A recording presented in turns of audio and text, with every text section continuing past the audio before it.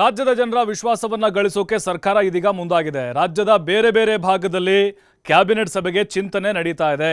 ಆಯಾ ಭಾಗಕ್ಕೆ ಹೆಚ್ಚಿನ ಕಾರ್ಯಕ್ರಮ ನೀಡಲು ಈಗ ಯೋಚನೆಗಳನ್ನು ಮಾಡ್ತಾ ಇದ್ದಾರೆ. ಸರ್ಕಾರ ಜನರ ವಿಶ್ವಾಸವನ್ನ ಗಳಿಸಲಿಕ್ಕೆ ಮುಂದಾಗಿದೆ. ಈಗ 2-3 ಜಿಲ್ಲೆಗೆ ಒಂದರಂತೆ ಸಂಪುಟ ಸಭೆ ನಡೆಸೋಕೆ ಆಸಕ್ತಿ ಹೊಂದಿದ್ದಾರೆ. ಕ್ಯಾಬಿನೆಟ್ ಮೀಟಿಂಗ್ ಮಾಡಲಿಕ್ಕೆ ಆ ವ್ಯಾಪ್ತಿಗೆ ವಿಶೇಷವಾದಂಥ ಕಾರ್ಯಕ್ರಮ ರೂಪಿಸಲು ಚಿಂತನೆ ನಡೆದಿದೆ. ಅಂದರೆ ಇಡೀ ಭಾಗದ ಸಮಗ್ರ ಅಭಿವೃದ್ಧಿಗೆ ಒತ್ತು ನೀಡುವಂಥ ನಿರ್ಧಾರ ಇದು. ಈಗಾಗಲೇ ಇದರ ಬಗ್ಗೆ ಕಾರ್ಯಯೋಜನೆಯನ್ನು ಕೂಡ ಮುಖ್ಯಮಂತ್ರಿಗಳು ರೂಪಿಸ್ತಾ ಇದ್ದಾರೆ.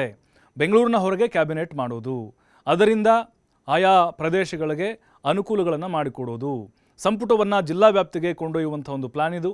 ಈ ಮೂಲಕ ರಾಜ್ಯದ ಎಲ್ಲ ಜನರ ವಿಶ್ವಾಸ ಗಳಿಸುವಂಥ ಪ್ರಯತ್ನವನ್ನು ಸರ್ಕಾರ ಮಾಡ್ತಾ ಇದೆ. ಈ ನಿಟ್ಟಿನಲ್ಲಿ ಮಹತ್ವಾಕಾಂಕ್ಷೆಯನ್ನು ಹೊಂದಿದ್ದಾರೆ ಮುಖ್ಯಮಂತ್ರಿಗಳು. ಅದರಲ್ಲೂ ನೋಡಿ, ಚಾಮರಾಜನಗರದಲ್ಲಿ for the first time cabinet ಮೀಟಿಂಗನ್ನು ಸಿದ್ದರಾಮಯ್ಯನವರು ಕರೆದಿದ್ದಾರೆ. ಈ ಹಿಂದಿನ ಮುಖ್ಯಮಂತ್ರಿಗಳು ಚಾಮರಾಜನಗರ ಕಾಲಿಟ್ರೆ ಅಧಿಕಾರ ಹೋಗುತ್ತೆ, ಕೊಳ್ಳೇಗಾಲಕ್ಕೆ ಹೋಗುತ್ತೆ, ಮಾಟ ಮಾತ್ರ ಆಗುತ್ತೆ, ತಾಯ್ತ ಕಟ್ಸ್ಬಿಡ್ತಾರೆ. ಯಾವೊಬ್ಬ CM ಕೂಡ ಹೋಗಿರಲಿಲ್ಲ.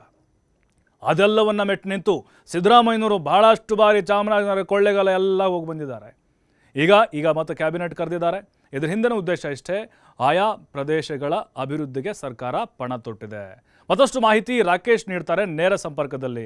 ರಾಕೇಶ್, ಈಗ ಕ್ಯಾಬಿನೆಟ್ ಅಂತ ಹೇಳಿದ್ರೆ ಕೇವಲ ಬೆಂಗಳೂರು ಮಾತ್ರ ಸೀಮಿತ ಆಗ್ತಾ ಇತ್ತು.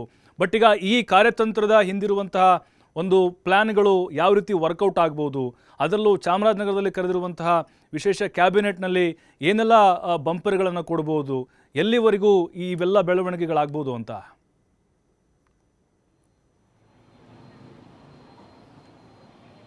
ಪ್ರಭು, ಮುಖ್ಯಮಂತ್ರಿ ಸಿದ್ದರಾಮಯ್ಯನವರು ಸರ್ಕಾರವನ್ನು ಜನರ ಬಾಗಿಲಿಗೆ, ಅಂದರೆ ಜನರ ಮನೆ ಬಾಗಿಲಿಗೆ ತೆಗೆದುಕೊಂಡು ಹೋಗುವಂಥ ಪ್ರಯತ್ನವನ್ನು ಮಾಡಬೇಕು. ಆ ನಿಟ್ಟಿನಲ್ಲಿ ಅಗತ್ಯವಾದಂತಹ ಕಾರ್ಯಕ್ರಮಗಳನ್ನು ರೂಪಿಸಿಕೊಡಬೇಕು ಅನ್ನುವಂಥ ನಿಟ್ಟಿನಲ್ಲಿ ಹಲವಷ್ಟು ಯೋಜನೆಗಳನ್ನು ತಂದಿದ್ದರು. ಈಗ ಅದರ ಭಾಗವಾಗಿ ಸರ್ಕಾರದ ಆಡಳಿತ ವೈಖರಿಯನ್ನು ಜಿಲ್ಲಾ ಕೇಂದ್ರ ಸ್ಥಾನಗಳಿಗೆ ತೆಗೆದುಕೊಂಡು ಹೋಗುವ ಮುಖಾಂತರ ಅಲ್ಲಿ ಅವರಿಗೆ ಅಗತ್ಯವಾದಂಥ ಸೌಲಭ್ಯಗಳನ್ನು ವಿತರಿಸುವ ಮತ್ತು ಆ ಜಿಲ್ಲೆಗಳಿಗೆ ಅಗತ್ಯವಾದ ಕಾರ್ಯ ಸೌಲಭ್ಯಗಳನ್ನು ಒದಗಿಸಿಕೊಡುವಂಥ ಪ್ರಯತ್ನವನ್ನು ಮಾಡುವುದಕ್ಕೋಸ್ಕರ ಕ್ಯಾಬಿನೆಟ್ಗಳನ್ನು ಮಾಡುವಂಥ ಯೋಚನೆಗಳನ್ನು ಮಾಡಿಕೊಂಡಿದ್ದಾರೆ. ಇದರ ಭಾಗವಾಗಿ ಈ ಹಿಂದೆ ಸರ್ಕಾರ ನಿರ್ಧಾರ ಮಾಡಿದ್ದಂತೆ 4 ವಲಯವಾರು, ಅಂದರೆ ಝೋನಲ್ ವಾಯ್ಸ್ ಕ್ಯಾಬಿನೆಟ್ಗಳನ್ನು ಮಾಡುವಂಥ ಯೋಚನೆಯನ್ನು ಮಾಡಿದರು. ಅದರ ಭಾಗವಾಗಿ ಮೊದಲು ಕಲಬುರಗಿ, ಆನಂತರ ಚಾಮರಾಜನಗರ ಜಿಲ್ಲೆಯಲ್ಲಿ ಈ ಕ್ಯಾಬಿನೆಟನ್ನು ಮಾಡಲಾಗಿತ್ತು. ಇದರ ಬಳಿಕ ಅಂದರೆ ಮುಂದಿನ ಕ್ಯಾಬಿನೆಟ್ಗಳನ್ನು ವಿಜಯಪುರ ಹಾಗೆ ಬೆಂಗಳೂರಿನ ನಂದಿ ಬೆಟ್ಟದಲ್ಲಿ ನಡೆಸುವಂಥ ಯೋಚನೆಯನ್ನು ಮಾಡಿಕೊಂಡಿದ್ದಾರೆ. ಅಂದರೆ ಈ ವಲಯವಾರು ನಡೀತಿರುವಂತಹ ಈ ಕ್ಯಾಬಿನೆಟ್ಗಳ ಮುಖಾಂತರ ಆಯಾಯ ವಲಯವಾರುವಿನ ಹತ್ತಿರದಲ್ಲಿರುವಂಥ ಜಿಲ್ಲೆಗಳಿಗೆ ಅಭಿವೃದ್ಧಿ ಕಾರ್ಯಗಳಿಗೆ ಅಗತ್ಯವಾದಂತಹ ನೆರವು ಸಿಕ್ಕಂತಾಗಲಿ ಅಂತದ್ದು. ಅಂದರೆ ಕ್ಯಾಬಿನೆಟನ್ನು ನಡೆಸೋದಕ್ಕಿಂತ ಮೊದಲು ಪೂರ್ವಭಾವಿಯಾಗಿ ಆ ಜಿಲ್ಲೆಯಲ್ಲಿನ ಸಕಲ ಸಿದ್ಧತೆಗಳನ್ನು ಮಾಡಬೇಕಾಗುತ್ತೆ.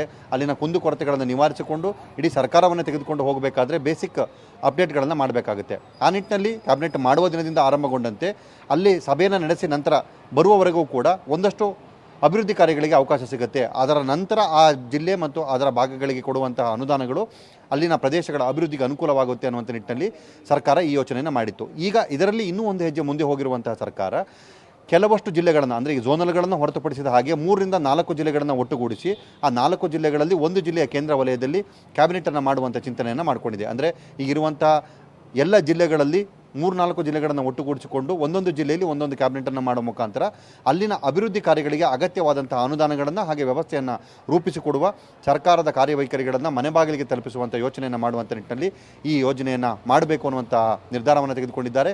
ಹೀಗಾಗಿ ಕ್ಯಾಬಿನೆಟನ್ನು ಅಲ್ಲಿಗೆ ಶಿಫ್ಟ್ ಮಾಡಿಕೊಂಡು ಪ್ರತಿ 2 ತಿಂಗಳಿಗೆ ಒಂದು ಕ್ಯಾಬಿನೆಟನ್ನು ಅಲ್ಲಿ ಮಾಡಬೇಕು ಅನ್ನುವಂತಹ ಮೊದಲ ಹಂತದ ನೀಲನಕ್ಷೆಯನ್ನು ರೆಡಿ ಮಾಡಿಕೊಂಡಿದ್ದಾರೆ ಪ್ರಭು.